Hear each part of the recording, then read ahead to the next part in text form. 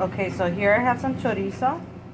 It's super simple. You could get any chorizo that you like.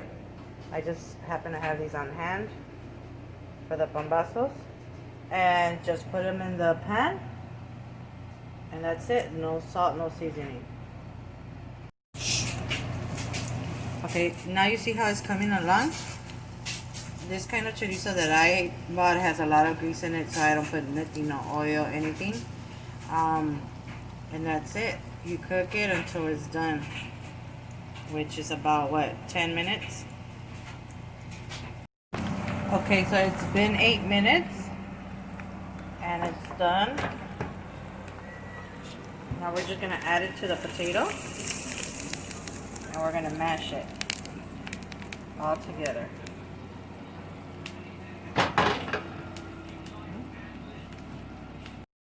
Okay, so now you just mash it all together. Okay, so you just mash it like so, all together. This looks good already. I want to eat it. Okay, but we have to wait. It's a process. Okay, and then once it's all mashed, you set it aside, and we're gonna start on our guajillo or chile California chiles. It depends on what you like. The California is more spicier, and the guajillo, it just gives it the color for it. So it depends on what you want.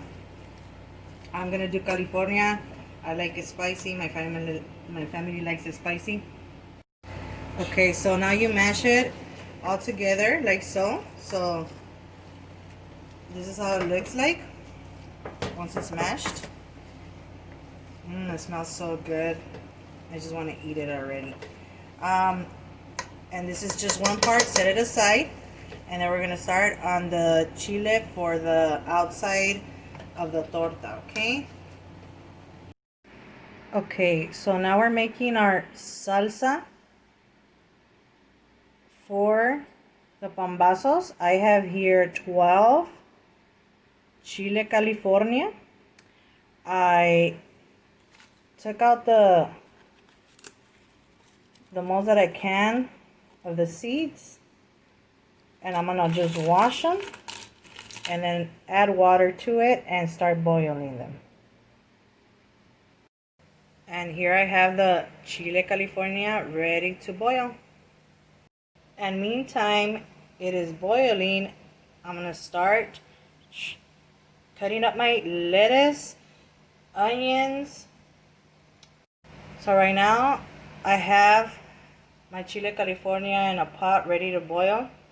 In the meantime, I'm gonna get my lettuce ready, my onion ready, and either or you could use queso cotija or queso fresco to add inside the pambazo. And that's what I'm gonna do next. Oh, and sour cream. Okay, for now you see the chile California is softened. So we're gonna add it to our blender. We're gonna add it to our blender, all of the chiles and some of the water. Okay, now we have our chile guajillo and it has softened. We're gonna add it to our blender. See? All of it with a little bit of liquid. Okay, so I added like half a cup of the liquid. See, it's not much. Just to be able to blend it. And to this, I'm gonna add 1 teaspoon of salt, 2 garlics, and some oregano. This is like half a teaspoon of oregano. Okay, now let's blend it. Okay, if it's too thick, just add a little bit of more water to it and blend it again. Okay, the next step of the sauce, you're gonna put it back in the pot. Well, I put it back in the pot. I boiled the chile in, and we're gonna just pass it through the strainer for if any seeds are there. As you can see, this is how it's supposed to look. And that's how you do it. Okay, I'm gonna keep going. Okay, so we're gonna need some sour cream for the pambazos, and this is how I do my sour cream. So this is regular sour cream, and I add 1 teaspoon of salt, and I add milk to it, and I just, so it could be more, not that thick. Look, before I start, you see how thick it is? See how thick it is? Okay. So we want to make it a little bit more runnier. So I'm going to add some milk, mix it, and see the consistency that I want. And I'll add a little bit more milk if I need to. So I mix it, mix the milk and the sour cream. I did add 2 more teaspoons of milk. And this is the consistency that I want. You see? Okay, and we're done. And this, you could just add it to anything, your tostadas, de pollo, tacos dorados, flautas, and you name it. So you could use this, and you don't have to purchase from the store. So expensive, right? But it's up to you. It's easy, fast, and it tastes good. Okay, so now we're making the pambazos. We have bolillo here. This is wheat bolillo. This is what happens when you send your husband to the store. I sent my husband, he brought me wheat. But it's healthy, so that's okay. And we're gonna put the chorizo with papa that we have made. Okay, inside. Close it up.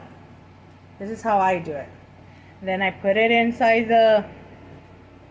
we have our oil ready, and then we put it inside the sauce. And like this. Ay, cachico. Okay, you add the torta inside the chile.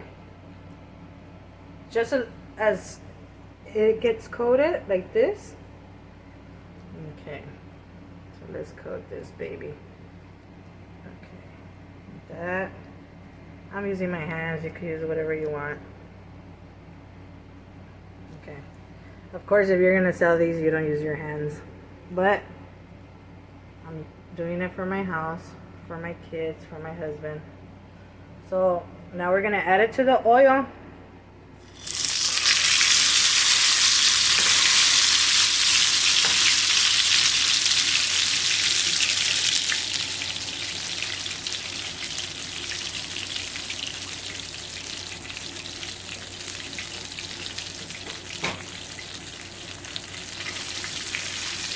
I'm pressing it down.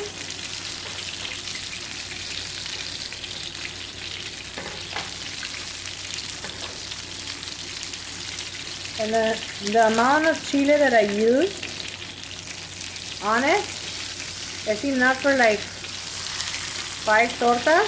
If you want to make more, just double it up. Okay. You see it's coming along?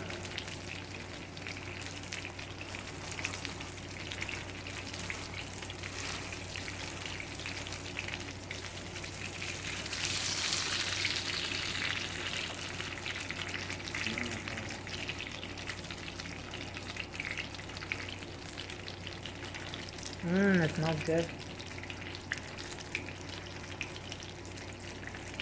And you know what? If you make more sauce, it is totally fine. If you want to make a big batch of that sauce, a whole big bag. If you have some left, set some aside, and then you could always make some chilaquiles with that kind of sauce. That's pretty good too. Okay.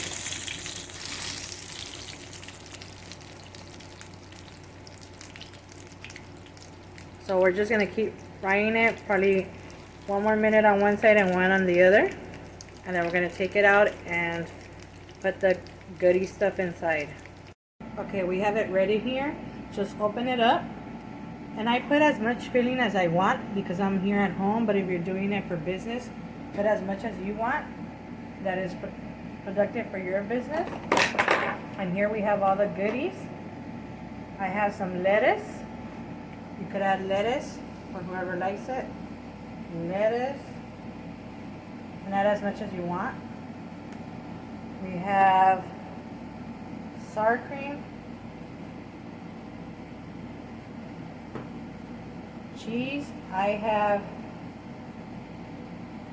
queso fresco and some onion, and then I'm gonna put some salsa, and then add the salsa verde that I showed you how to do with habanero, and it's ready to enjoy.